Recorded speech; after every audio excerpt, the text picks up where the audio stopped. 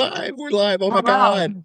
Good Oh my morning, God. everybody. Good Welcome to the morning. Daily Whatever. I'm Lawrence Winterman. I'm Dana Dubois. How's it going, Lawrence?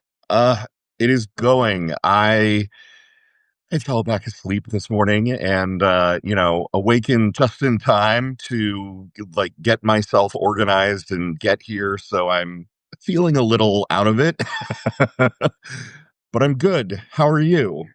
We're a good pair today because I am also um not I'm really out of it too. So this could be a funny day today. Let me see if I can open this. Um Fortunately, we have Füsun Aydın joining us, one of our all-time favorites.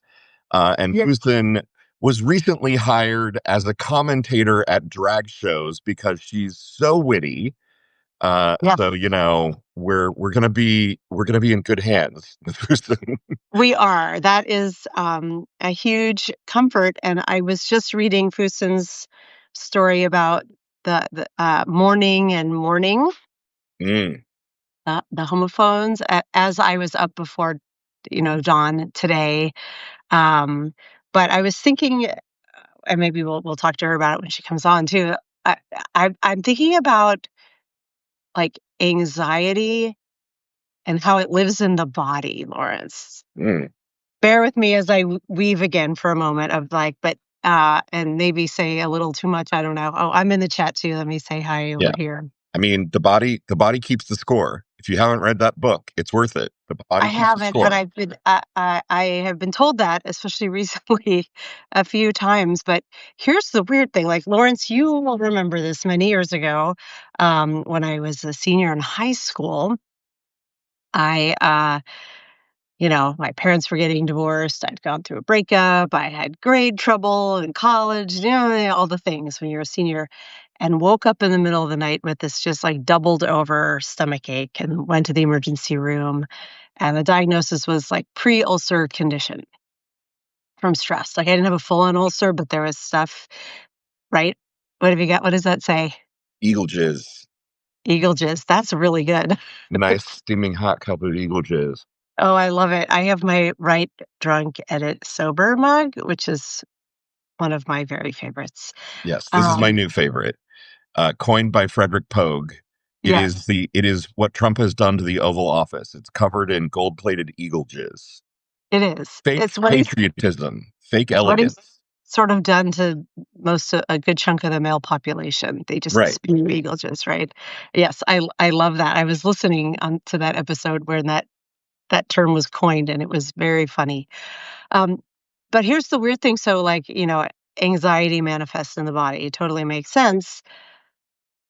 And then after that, for like a couple of years, I had to like always have a bottle of my Mylanta with me, right? That I was like, stress, which I in recent years haven't had to use very much at all, like for decades.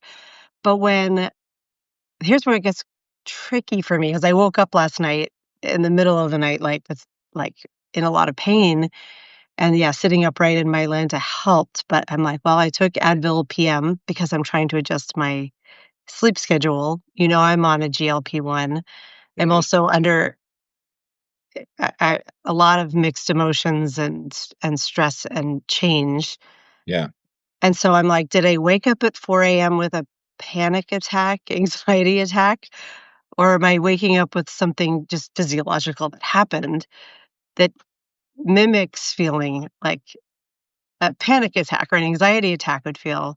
And I've never known, I've always found it really challenging to sort out when my body's just telling me like, "Oh, you took Advil on an empty-ish stomach right before you went to bed, and your digestion is moving more slowly now, and therefore at 4 AM, it feels a little bit like you're having a heart attack/stomach slash stomach pain," versus, "No, you're really having a hard time of it, and you're doing too much, and you need to slow down because it's your body letting you know."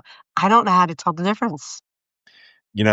If I was going back to my Chinese medicine days, I would Yeah. say this is a deficiency in the lung meridian. Like 3 to 5 a.m. is Mhm. ruled by the lung, and the lung carries grief. And when you wake up in that time period at 4 a.m. feeling like this is a common complaint. It's like anxiety, shortness of breath, fear, like it's classic heart attack symptoms, right? But it's Mhm. panic. It's lung meridian deficiency, being overwhelmed with grief. Cool. Yeah. So what do I do about that, Lawrence? I mean, I am no longer a practicing acupuncturist, but you know, You have the student debt that you should have an opinion on this, right? right. I have the student debt. My opinion is find a local reputable acupuncturist and go see them. There are things that you can do, like Oh, thanks for that. moxa on the lung meridian to help warm and replenish the lung meridian. I will try There are that. things that you can eat, but I have to look them up. I don't remember off the top of my head. I mean, it's a very like chicken soup kind of remedy, right? It's like warm, nourishing things. Okay, that is good to know. Yeah, maybe also I won't take Advil PM right before bed, or I'll take one and I'll eat something with it, Yeah. just in case that's the reason why, but it is a weird feeling, and yes, the 4 AM scaries are a real thing, like Oh, 100%. for real, yeah, This wasn't that, but it was, float tanks are awesome. Ooh, Brushy's giving that suggestion of a float tank. That sounds nice. We should talk about panic attacks on a pod. Yeah, we probably should talk about anxiety and panic attacks and all those things. There's so many topics we want to cover here, but that one felt relevant today, and because yes, there are physiological reasons, medication, but then there's that sense of like, am I burning the candle too hard? right, Um, there's a bit of grief and a lot of stress personally, and then um, the world, right. The world is burning. Yeah, we're dealing with an obvious pedophile ring at the highest levels of our government. right? And then Yes. personal shit, right? Yep. And then there's also that sense of like, what am I whining about? Like those women got up last week and did the bravest thing of their lives on the steps of the Capitol, and we watched in awe because we have our like little liberal hidey hole here in Substack land. That it felt like the biggest bomb detonating ever. Like that, this was going to make a huge impact, and it is being almost completely ignored. So maybe every day, Lawrence, we need to, at the top of the show, keep saying, release the Epstein files and talk about any, have they released any additional names? I saw that there was, John Paulson was the first one, and that got like Zero nothing. traction, right? Yeah, I mean, so far as I know, they haven't released any additional names, but Congress did get they subpoenaed the birthday book. They got that yesterday. They're going through that, and more stuff is being revealed. There's some disgusting picture of Epstein and Trump, you know, uh, handing off a check, right? Trump is buying a fully depreciated woman from Epstein, which, when you think about it in the context of the allegations, is gross because I mean, all of it is She was gross. what, 17, 18? Well, right, that like Epstein had used her when she was a child, and now that she was 17 or 18 and, Ivanka age, he was selling her to Trump. Jesus fucking Christ. These are sick motherfuckers.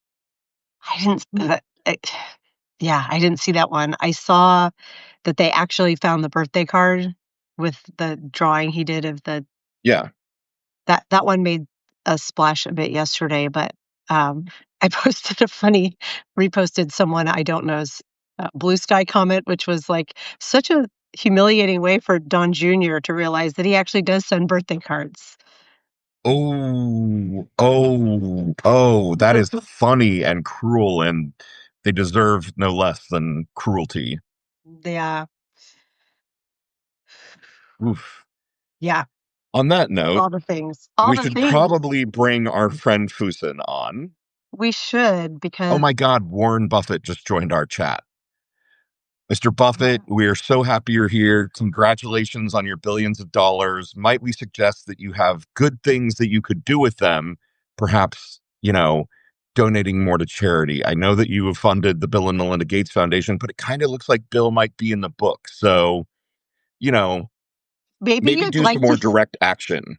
maybe he would like to become a paid subscriber to Right. the We've Daily got it's whenever only it gets 20 bucks. You like right. investing in things that at, low market value that have a good chance of appreciating. Come on, That's Mr. it. Buffett. Maybe We're he could doing our even pledge become a drive. founding member. You know, we do have good news on the pledge drive front. I know I'm coming in as a bit of a Debbie Downer a Dana Downer, I guess, this morning. Um, Good morning, Dana Downer. you loser, Lauren. Sorry, you're not a loser. I just couldn't think of the word to get out. Ooh. I suddenly flash back to middle school. Yeah. Yeah. All right, New I'm founding inviting member. Fusen. Okay, do it. Invite her.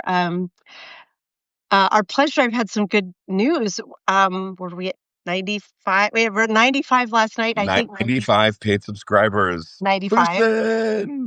Hello. Hello. Hello. Hello. How are you? You all look so wonderful. Oh, It's well, thank you. Likewise. Thank Good oh, you. so afternoon good to to see you you. How too. are you? I'm okay. Thank you. I'm okay.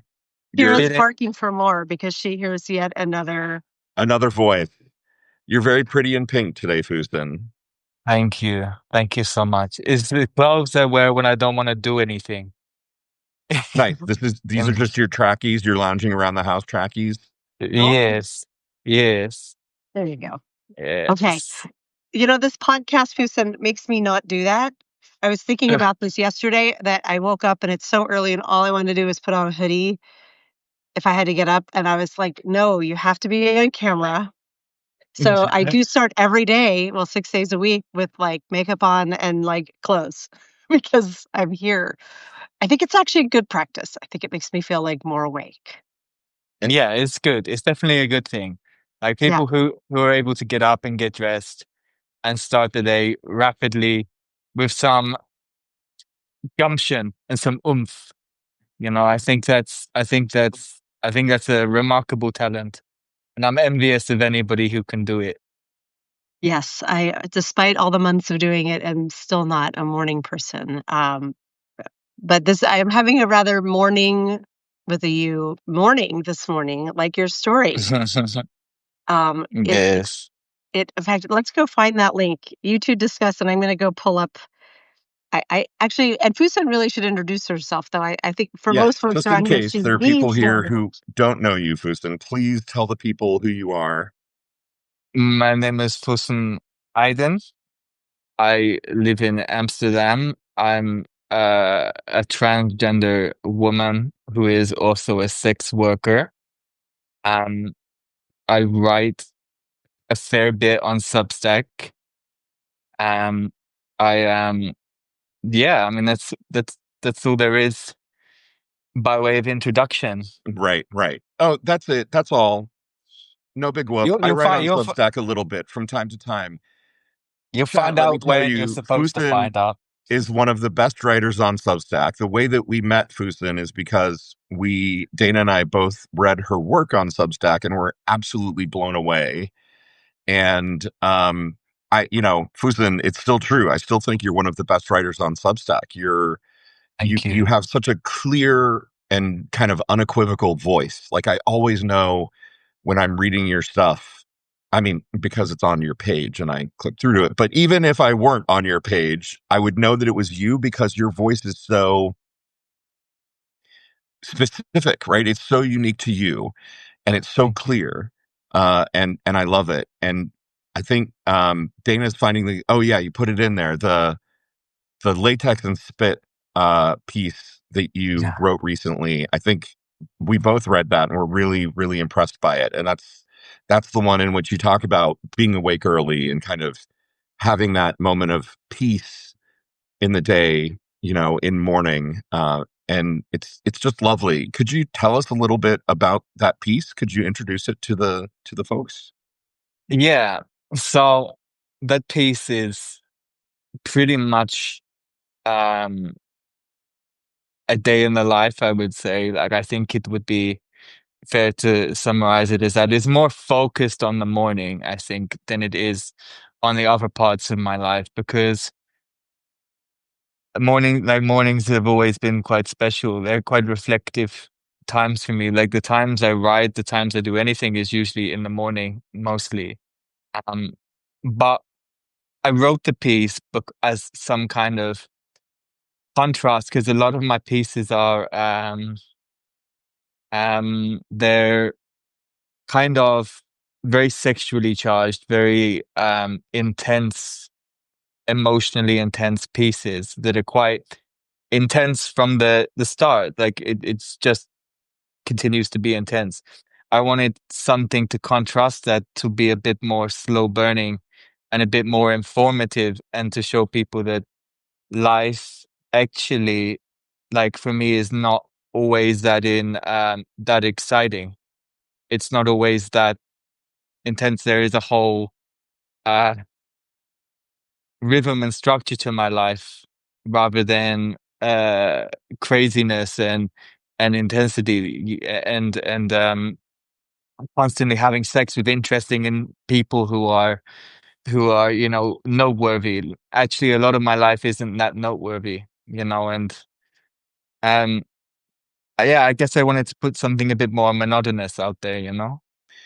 I loved the way in the piece you brought kind of all of your senses into it, right? Like you're sitting there, you're smoking, and you're trying to cover the taste of latex in your mouth, and that's still there, and you're observing the world, as at first it's really peaceful, but then the morning comes and the colors brighten, and all the zombies go to work staring at their phones. Like it was just such a full sensory experience. It was really, really magnificently done. Um, and you do that a lot with your writing. You really pull all of your senses into it. Is that something that you learned to do, or is that just kind of is that like just the way you write? I think it's actually a Turkish thing. It's when you listen to Turkish songs, if you can understand them, or you read Turkish books, everything, it's not just from A to B. The story is about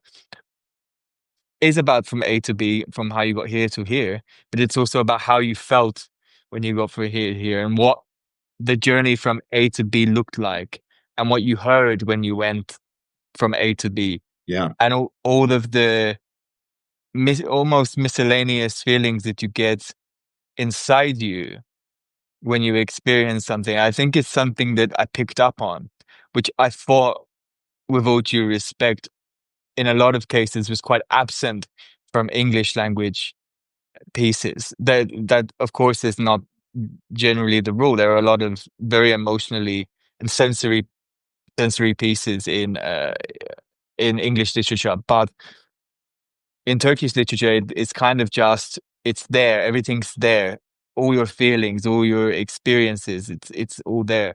So I think I picked it up from that, and whenever I heard oral stories being told to me, it wasn't just, oh, I went to the store and I got some bread. It's, well, I was walking to the store and I noticed there was a pothole on the floor, and I started to think, why are they not doing nothing about this? And the feeling of enragement raised up inside me, and I found myself getting disorientated on the way to the store. Meanwhile, a cat ran across my foot, and I thought, "Oh, that's nice." So there's Right. a whole lot of um, It's a lot more being present, right? It's being in the moment and really experiencing the world around you, even as your internal world might be different. yes, yes, precisely, This precisely. is this is reminding me, years ago, I lived in Spain and studied Spanish.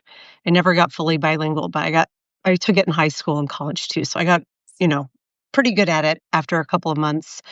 And I remember we got to a point in the class where we were studying, I think it was the subjunctive. And the teacher said, those of you who are English speakers, because it was people from all over the world, those of you who are English speakers are going to have a really hard time with this verb form, because in Spanish, what we think, or it was like what we wish for or feel is real in a way that it is not in English. And it was the first time in my life, because I don't speak other languages, that I was like, wow, the language that you learn as your first language imprints on your brain in more powerful ways than just how you communicate with others. It's how you perceive the world.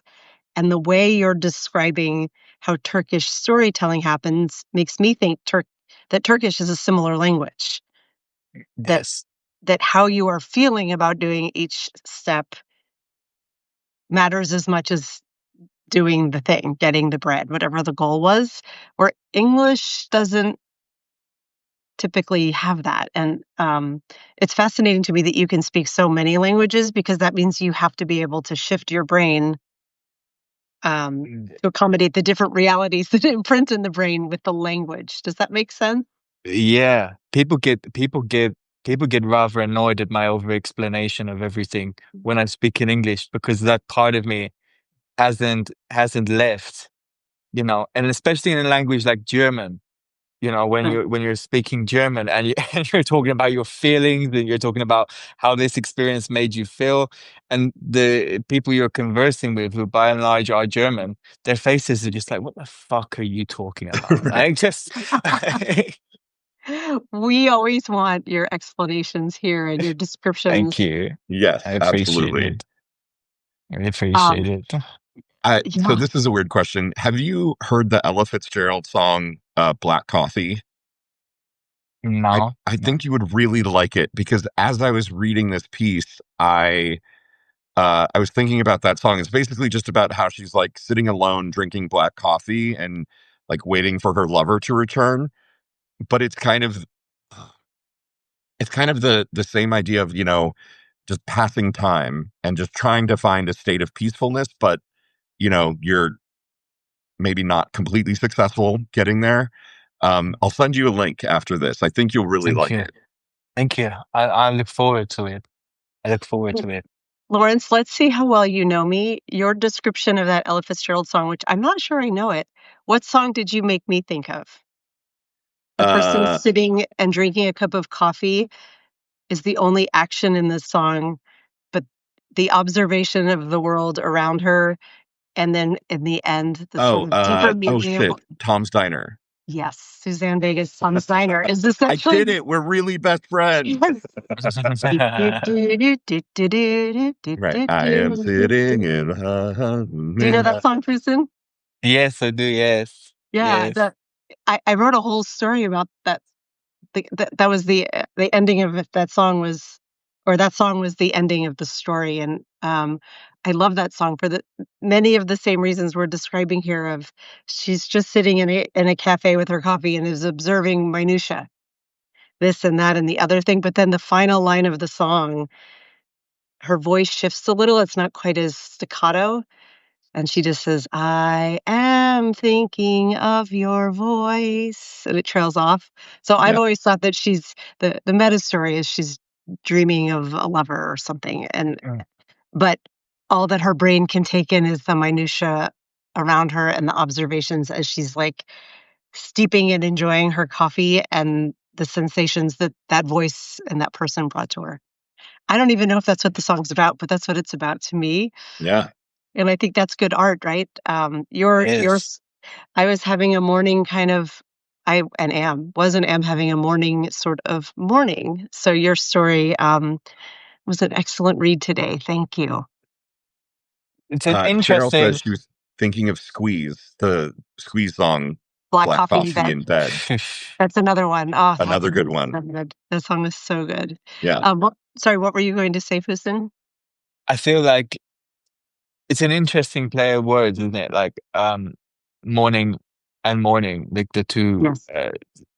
separate words. Because I think people. I think there are two times in the day when people feel profound grief. And I think one of those times is late at night when they're in bed. And I think the other time is when they wake up. So it's like the grief kind of travels with you overnight, right? And then you wake up and you're still Mm. mourning, and that kind of idea in my head wouldn't leave me alone. Like it just was following me around all the time. And I had to put it down. Um, and then I had to look at it in a bigger context of like, what is it that I'm actually mourning, like, and I think Like, I don't know the answer, so I'm not gonna reveal an answer, but um, I'm definitely mourning something, and um, I feel it deeper in the morning. And I think the etymology of that word, although they're not related, like I Googled it and researched it, there is no link to it. Right. I think it's still interesting to think about, you Yeah. know. Yeah. Like the accidental, homophones and how they kind of create a connection where maybe a connection didn't exist before. Yeah. That is Yes, fascinating. yes. It made Um, me want to go see Amsterdam in the wee hours. I've only been there, when the city is bustling. Um, and this is revealing my ignorance a bit, but I assume that Amsterdam never sleeps, the red light district, that are there clients around the clock, or are there times where there's just nobody there? What you were describing was emptiness, but I assume that's more due to like human flow. People are sleeping. Do you have clients come through it in those wee hours? It's hard because there are licensing laws. Oh, So mm, okay. so officially you have to stop working at 2 a.m. mm, That's the official time you're Just supposed to stop. that's when you have to stop drinking in Seattle. So, Yes. Yes, it's similar. okay. The pubs and the bars will close, and there will be nothing there. However, like, there are people um that may or may not be myself, who may work later at that time. Usually usually there is hardly anybody around in the red light district past 2 a.m. Like, it's dead. There is uh, you'll find maybe drug dealers or Mm. people who are drunk who are trying to find their way home and they're lost, or people going home from work. But really, it is kind of dead. Not so much on the weekends, but weekdays. If you go there on 3 a.m. on a Monday, on a Tuesday morning, you'll find nobody. yeah. It's just deserted. It's like there's only mice and rats and rubbish, Mm. and it's kind of gross actually. Like, it's really quite disgusting. But yeah, it's not like Vegas or somewhere like that. It used to be when I first came, but it's all changed now. Yeah. Glad So I asked. So is asking in the chat. She says she'd love to see Amsterdam. Do you like it? And it's interesting because Amsterdam is a character in the things that you write. Like the way you describe Amsterdam, it is like a living being, like a maybe slightly decrepit, living being that you're living inside of. And so I'm fascinated to hear your answer. Do you like Amsterdam? I'm in an abusive relationship with Amsterdam. Hmm. Makes sense. I'm in a controlling and coercive relationship with Amsterdam. Right. But And here's the thing. I know that sounds funny, but you're not being funny. You're being serious. Oh, yes, okay. yes, I mean, I said it somewhat flippantly, I guess, but Yeah. there is certainly a degree of, it is an abusive city, in lots of ways, because if you're doing well in life, you're a tech bro, or you're in finance or in some creative industry, you'll do very well in Amsterdam. Amsterdam will look after you. But if you are someone who's, I don't like to use this term, but I can't think of a better term, someone who's down and out, it's a very cruel city to be in. Mm, There are good social programs, but that aside, the day-to-day life of living like that is very hard in Amsterdam. It's very, very tough. If you're a sex worker, it's also very tough. Most sex workers don't live in Amsterdam. That's the truth. They travel from other towns and come into Amsterdam because it's so hard. Um, but at the same time, rather ironically, I love Amsterdam. I love it so much because it's beautiful and it's charming and it's um inspirational on a lot of levels. You can meet a whole wide range of people in one day from different walks of life. I've learned more about myself in this city than I've learned in any other city, including Istanbul. Yeah. Like, I've learned so much about human nature in this city and what humanity really is when it's at its most vulnerable, and its most desperate. I've learned so much. It's like a library of information that punches you in the face every time you walk in. Like the librarian will get up, punch you in the face, and say, "There's the books. Go read them. Go Yeah. learn." But you have to take that punch. You have to get your nose broken or lose a tooth or your jaw broken to learn Right. something.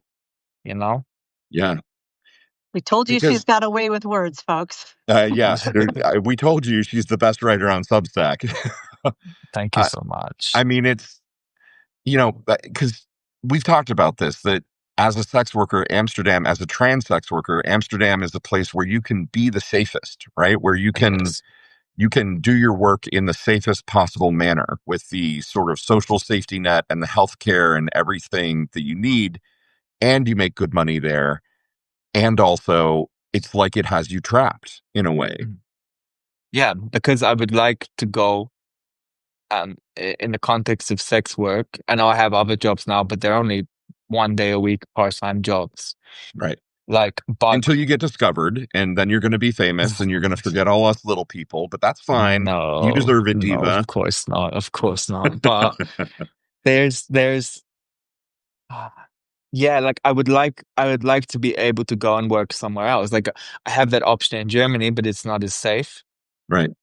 Whereas in Amsterdam, no, this is like an established place.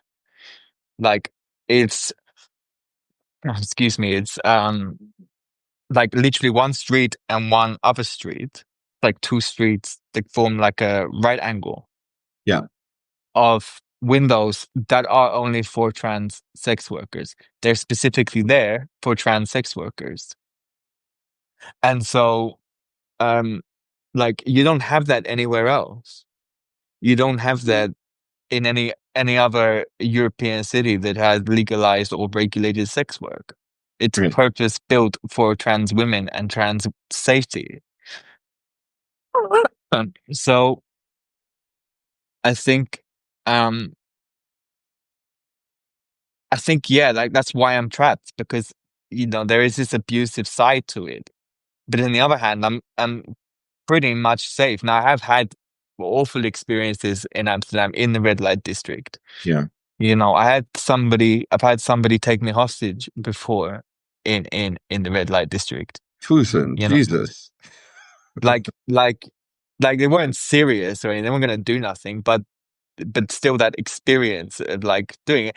But on the same time, I pushed a button, that's in the room, and within less than 2 minutes, there was security and police Oh my who gosh. then entered the building, like who went into the room. So it's like you have this infrastructure that is so like efficient Yeah. and so progressive and so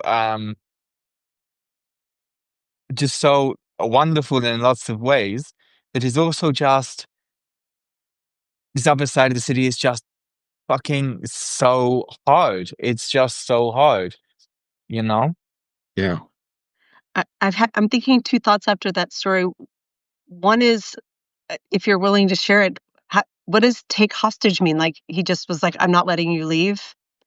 You're trapped here with me," and you were like, "Not so much," and you pushed the button, and then the security guards came. I tell you what happened. Yeah, if you're willing, Uh, don't share if this is too uncomfortable. no, no, no, it's fine. So usually in the red light district, you have time allotments, right? So you can have 15 minutes, 30 minutes, an hour, and then you charge by the hour there on after. So what happened? This guy had 15 minutes, right? Mm. And and that's a very short window of time to do anything. especially if you're nervous, and especially if you can't function in a way that you would have anticipated. So Reading you uh loud and clear.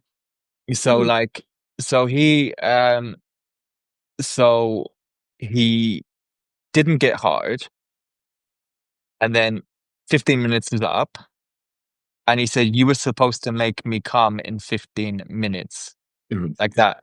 And I was like, well, for me to make you come, you'd have had to have get hard, right? And I said, you didn't get hard. And he said, I want my money back. I said, you're not having your money back. I said, because I've given you a sexual services where you didn't perform is immaterial. I Mhm. still performed on you sexually, right? That's Mhm. not my problem. So he got started getting shouty and angry and started, like raising his voice. And then Mm. he stood in front of the door where the entrance. So I was like, move away from the door. And he was like, no. And then he charged towards me like really, really hard, and he got me in a headlock. Mm. I kind of elbowed him in the back really hard, in the face really hard, pressed the button, and I was wrestling with him on the floor for like the time it took for them to come.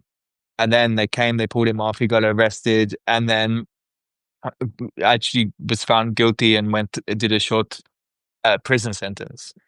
So it's like, Wow. Okay, yeah. I'm so sorry that happened to you, and I'm like almost dumbstruck at how, um I shouldn't be. These are the protections that police is supposed to this is what's supposed to happen, right? But I'm amazed that, like, here in the US, like, you're not even allowed to have a kid's book that mentions the word gay, right? And in Amsterdam, they're like, "Well, we're protecting our trans sex workers with, like, immediate police care." Right. Uh, Mm. That's, Fusen, I think you've glad you told me have before, and correct me if I'm wrong, does each room that has a panic button in it, right? So it's just sort of like the women are protected in the sense that there's access to an immediate panic button, and that's Mm. how the police know to come. And I think also you've told me, doesn't medical assistance also arrive when you press a panic button? Um, Not medical assistance doesn't initially come, but Yeah, when police have assessed the situation, or security have assessed the situation, and yeah, have judged that you need medical assistance, or you tell them that you need medical assistance, then medical assistance will come. yeah, Yes. Yes. Yeah, but that being said, although there is great laws and there is protective laws for sex workers, Dutch people are generally quite divided on sex workers. really? Meaning, yeah, generally quite divided. There were some who were very progressive who were just like, yeah, that's fine. It's just a job. Like, if you don't want to see sex workers, don't go to a red light district, right? Right, Like, just don't be around it. Like, nobody forces anybody to go. If you're in Amsterdam, you can walk around any of the free red light districts without having to go through it. To go through it is a very intentional act, right? Because it's kind of convoluted to get to, right? You have right, to know it's there and go there deliberately to go. Um, but on the other hand, there are people who are like, no, we don't want this on our streets. We don't want these people. And they mm, tie it into immigration, and they're like, these um, people come here and they do these sordid jobs, and they're bringing society down, and they are morally bankrupt individuals that we are importing from, they use the term low trust countries, right? And it's like I pay tax. right, I I support your social systems. I pay tax on the money that I earn. I don't dodge the tax. I pay it. I contribute to the Netherlands. I have done for 11 years. right, So it's like it's but these arguments don't stand because they just see the morality, or what they perceive to be as an immorality. The right, the the benefits of having legalized sex work is immaterial, right. so to them. Okay, so there's people like that, everywhere.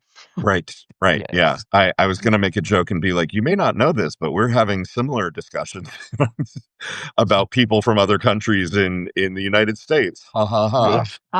Oh gosh. To So shift funny. the topic a little bit, um, your last story was obviously about kind of the worst kind of man who is, coming to see you. You write a lot about your clients, and I appreciate how multifaceted those stories are about because at the end of the day they're about humanity, right? But what I see through a lot of them is a really deep sense of compassion. There's one story you wrote that's really stuck with me, and, although I can't remember the man's name. You describe a widower who kind of first comes to see you, and you're like, "I can't work with you, you smell, you're not taking care of yourself." You're very direct with him.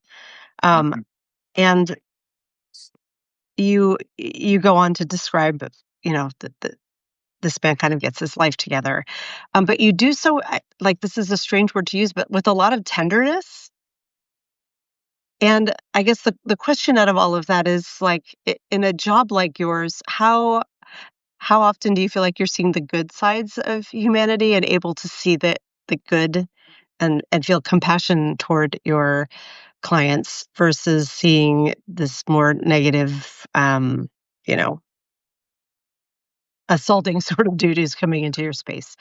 I Sorry, well, I'm a little off today, Lawrence, and I It's talked about this okay. at the beginning, but It's it's this okay. idea of compassion. How often are the people who come to see you sympathetic? I guess that's the better question. I do wanna say something before I ask that question. Okay. So, there's a lot of people saying that we should, um, shame people for their solicitation of sex workers. We absolutely should not, right? Because sex workers provide a valuable service, a therapeutic service to people, some of which have nobody, right? They have no one. It's not just the sex. There is a whole emotional element to sex work. It's with regulars that you build up a rapport with people. They see you once a week. You sometimes go to dinner with them. You go for walks with them. You interact with them in ways that are genuinely wholesome and and are meaningful. So we should not be shaming Johns or clients or however you want to call them. Mm, We should be freeing the stigma of both sides of the equation. Everybody mhm, has a responsibility to like everybody has a responsibility to act morally what's the word straight to act in a moral way Yeah. yes. on both sides because there are sex workers who are inherently bad people too who do take advantage of people in the worst ways who do rob and steal and connive. So it's about building a safe environment for both client and um, provider.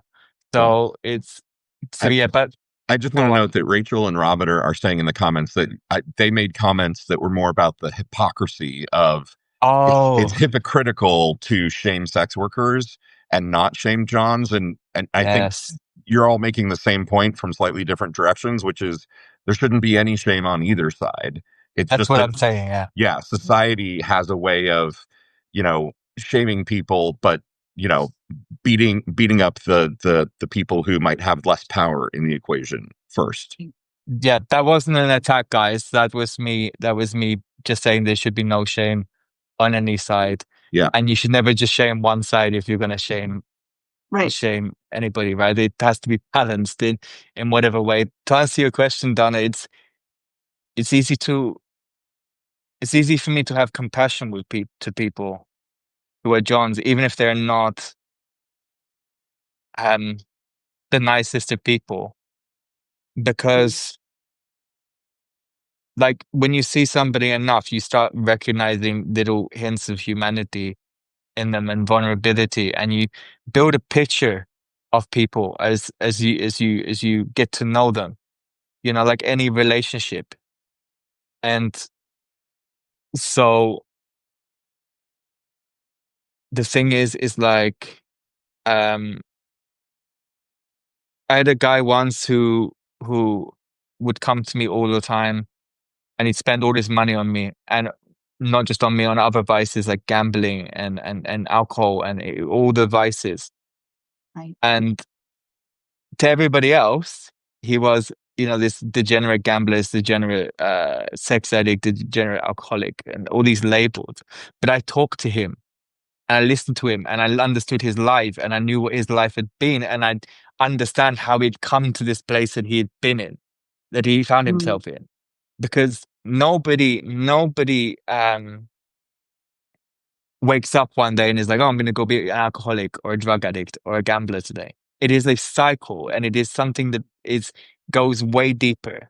So Johns and clients are not as just shallow as people might think. They're not like all seedy. Some of them are disgusting. Like let me make that clear. Some of Right, them right. are horrible, but and perverted and whatever, but they're multidimensional beings with different needs, and all of them have one thing in common, is that no matter how many people they're surrounded by, no matter what their family situation is like, they are all inherently lonely. All of Mm. them. All of them. Like, if you, the ones that I have built a rapport up, that is the common denominator out of all of them, is that they're lonely. And they feel inadequate. They feel inadequate. There is a bitterness inside them that you I think can kind of go on. Sorry, I Dana. was gonna say, I think that really comes through in your writing. Thank When you're you. Like, when you're writing about them with compassion, there's a deep sense of loneliness that's and I wanted to read this comment from Kat from earlier in the chat, that sex workers are psychologists who are caring for their clients' psychological needs, even though it seems purely sexual. Maybe it's not. And I think that's totally aligning to what you're saying, that it's hard to pull psychology out of sex, right? mhm. It's like, it's almost so, it's spoken about so much that it becomes one of the many tropes that there are about sex workers, about being psychology, which is all perfectly true. Like, we are psychologists and we are social workers and we are companions and we're lovers and we're sometimes girlfriends, like pretend girlfriends. We're all of these roles wrapped into one. It's like when you hire a sex worker, you're buying a multi-pack. You're not buying just one, uh, you're not acquiring one service, you're acquiring multiple services, and it's all there, and it's it's why I'm still a sex worker, because I could have stopped a long time ago, but I'm addicted. I'm almost addicted to it myself, like I'm almost addicted to it myself for those reasons. So, Fusen, this is kind of maybe almost the opposite, right? I want to talk about the article, uh, another article you recently wrote, the post nut cowardice article. It's such a Oh, great encapsulation of like an encounter, right? Of, you kind of flirting from your window with a group of guys across the way, and then one of them comes over and he's like, "Oh no, I'm here for my mates. My mate wants to know how much it is." Ha ha ha. Yeah, You know, yeah. and then later, meanwhile, later he comes back and engages with you for services. And could you maybe walk through that article for folks? And I think it's such an interesting other side of the coin to what we were just talking about. Oh, of course. Yeah, it is interesting. It's like, I say in that article that my job is pretty much 100% opportunism. Like in mhm. terms of client acquisition, it's opportunistic almost all of the time. Like, so in my workday, I have these little side quests that I call them, that are like to keep myself sane and busy. So I will see, I will see, like somebody in the street, a group of people, and they'll be hanging around outside a bar, or they'll be in things, and or just walking by. If they're walking by, I'll do something to attract their attention. I'll wave at them. I'll knock on the window. I'll make sure that they see me.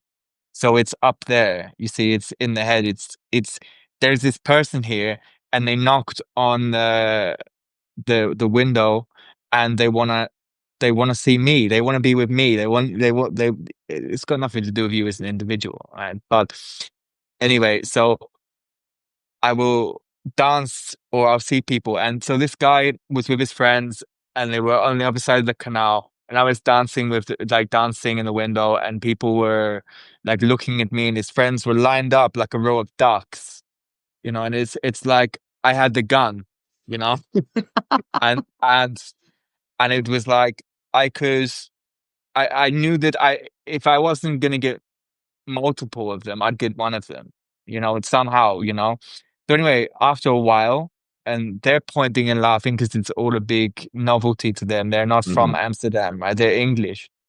And it's just all really funny to them. It's like, oh, there's all this like sex around us, and it's just like, it's different for them. But one of them came over to me eventually, and asked with his friend, like for his friend, but it wasn't for his friend. It was just a general thing. His friends had dared him or something to go and do it, for a laugh or something. And so he came over and he said, how much is it? So I told him, and then I do these little micro actions where I'll put my hand on their arm, or I'll smile at them, or I'll make a joke with them, right? So Right. Or in this case, you told him, "Oh, but you're so yeah, cute. I'll give you a yeah, discount." Right? yeah, Even yeah. though he's like, I love the way that you're just like, "Oh, he's just standard issue." Like he's mediocre in every possible way. He was like IKEA Right. of human beings, right? Sorry to be blunt, Wow, but that's he was damning. You are the it, IKEA of human beings. he was prefabricated mediocrity. Mm, Like, and it's like, that Right. just made my sorry, heart ache. Yeah, wow. sorry, No, but I totally get what you mean, and like, Yeah, ow. I mean, it's just such a magnificent way of saying it, and we Mm. all know exactly what you mean. Lauren's T-shirt. Yeah. Oh my God. Yes. so he comes over, and and I'm talking to him, and I said to him, like, I don't want your friend, I want you. Your friend doesn't interest me, but you interest me. And he's Ooh. like, and he's like, I can see him getting a bit flustered. And I said, I'll give you a discount. I'll say, I'll let you come in for an hour for 150 euros, for 150 euros, or whatever it was at the time. And it was like, and that's a discount. I said, it's usually 200 euros. And he's like, oh yeah, no, it's actually 150 across the board, but it's psychological selling, isn't it? It is manipulative behavior. Like, I can't get around it. It is. But like, it's survival, I guess, but anyway, he goes off. He's like, no, no, no, whatever, right? And then later on that night, he comes back, and I see him with his hands in his pockets, right? And he's like walking down the street, and he's walking past my window. So I banged on the window really, really hard. I don't think I read about that, but I was like bang, bang, bang, bang, bang, like that on the window. And he's looked at me, and he's come over, and he's like looking around him the whole time, just like seeing if anybody's followed him. And then I'm just like, come in, right? Because once they're in, like, I know that I can negotiate from a position of strength. So he comes in, um, and like, yeah, like, things happen, but he's nervous the whole time. He's like jittery, he's sweating a bit. Like, his like mediocrity has reached a fever pitch. So it's like bursting out in mediocre sweats and stuff. Sorry Right. to And overuse me. he told you earlier that like he's married or has a girlfriend or something, That's right? a crucial point. Yeah, he's like, "Oh, I can't come in earlier because my girlfriend or my wife or whatever it was won't like it." And usually when someone says that to me, I won't push it any further in the sense of being like overtly like that, right? because my attitude is, it's like the seed's there, you know it's there, you know it's there. Now your choice. It's now your moral decision, right? I'm not responsible for your morality, Right. right? You want to break you want to break up a home of trust. You go ahead and do it, demolish it. That's your business. It's not mine. I don't want you to do it, but if you're gonna do it, fine. Like, but anyway, we have sex, and like after the sex, he goes so quiet, and I can see him crying. Like I can see he's over the sink, and I can see the reflection, and I can see him crying. And he's like he starts trying to have small talk with me, and I'm just like trying to be as nice as possible and as small talk as possible. But like the time is running out, so I'm just like, yeah. Like, I've got to get back to work, etc., etc. So like he goes out and he cries, and to me, after leaving, I'm thinking to myself, I'm thinking like maybe he thinks because he feels guilty that's a purification Mm. of the sin that he's committed, right? And I'm like, maybe he feels if he shows emotion and deep regret and remorse, maybe it'll make it all go away, right? Right. And I'm like, nah, no, you're morally bankrupt regardless of whether you're feeling guilty or not, right? People can do bad things and still feel guilty. But it goes to show that the mind goes to a different place when you're horny, right? Right. It Oh, yeah. doesn't give a fuck about anybody else because being horny is inherently a selfish endeavor, Yeah. So that's what that's about in convoluted terms. It is a magnificent piece. Everyone should read. Everyone should go subscribe to Füsun right now. And in fact, let's put the link. Let's put Yeah. Füsun's link Thank in. you so much. I did. Please go subscribe. She's absolutely incredible. All of her writing is magnificent. And Füsun, I realized in this conversation that you are the ultimate marketer in the world. You could open a marketing consulting firm and teach people how to entice clients and bring them in. Like, So true. Yeah, but like I'm enough of a dickhead. I don't want to clone another 100 dickheads. Like, Oh my gosh. and this is why we love you. Oh my God. I just put the link for the post-nut clarity story. Thank you so much. And then, there were two. Well, we don't have. Sorry, Jason, I didn't ask your question about if you write. He was asking if you write erotica, and I meant to ask that earlier. That'll have to be for another podcast. Although I don't think that you do. I'll show you erotica, Jason, darling. That's the answer. Sensing an and then- opportunity, Füsun goes into work mode. Yeah, John wants to know if there's a target date for publishing your full memoir. No. No. The answer to that is no. Like, it's a very hard thing for me to do. Yeah. It caused me a lot of emotional stress. It made me re-examine things that I perhaps wasn't really ready to re-examine. So sometime in the future, maybe, but maybe not now, not in the near future. All right, let's end on this note. Tell us what you are listening to right now. What music are you listening to right now? You know what I've been listening to? You remember the Gap band, Oops Upside Your Head? It's been in my head for ages. God, what a deep cut. Wow. Like it won't I go. I thought you were going to say you dropped the bomb on me, but the Gap band, that's way back. Or I Want to Be Sedated by the Ramones. Oh, yeah. Okay. Excellent choice. Excellent choice. We love it. Füsun, thank you so much for being here with us. It's always such a delight to talk to you. My pleasure. You're one of the first friends of the show. We absolutely adore you. Please come back. I know that we've already talked about it. You're going to come back and join us for a bit on the 21st when we do our 4-hour marathon. Of course. Yay! Yeah, Awesome. yeah, of course.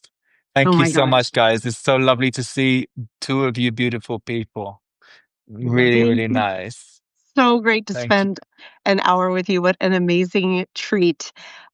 Yeah, we will see you on the 21st. We'll see you online before that. Everyone go subscribe to and read Füsun, and have a wonderful rest of your Tuesday. We'll be You back too. tomorrow. Thanks. Tomorrow- Thanks, tomorrow- everybody. Bye. Tomorrow's Mean it. ASMR. Are you fucking Mwah. kidding me, right? Mwah.